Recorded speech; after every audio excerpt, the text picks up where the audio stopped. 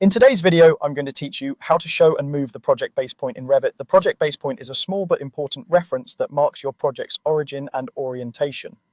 It's essential for coordination and clarity, especially when you're working with site information or sharing models.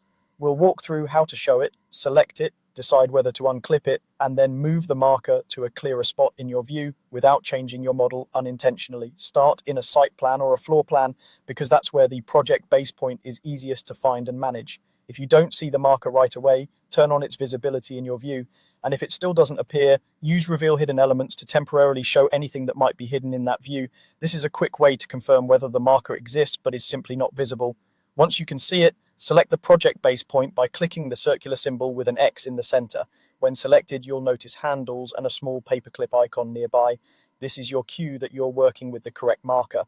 Before moving anything, decide how you want the move to behave. If your goal is only to reposition the symbol in the view for clarity, so it's not sitting on top of other graphics, unclip it by clicking the paperclip icon. When the point is unclipped, you're moving the symbol only. You are not changing the model's coordinates or shifting the building. This is the safest option if you're simply cleaning up your drawing. With the point selected and unclipped, drag it to a new location. You can move it freely in the view to any clearer spot.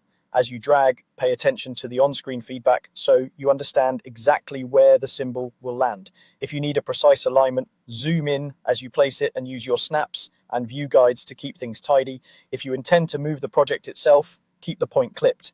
But remember, a clipped move will impact the model, so proceed only when you're certain that's what you want. Most of the time, for documentation, an unclipped move is all you need. That's it. Show the project base point, select the circle with the X, unclip it if you only want to move the marker, and then drag it to a clean location in your view. With these steps, you'll keep your drawings readable and your model safe.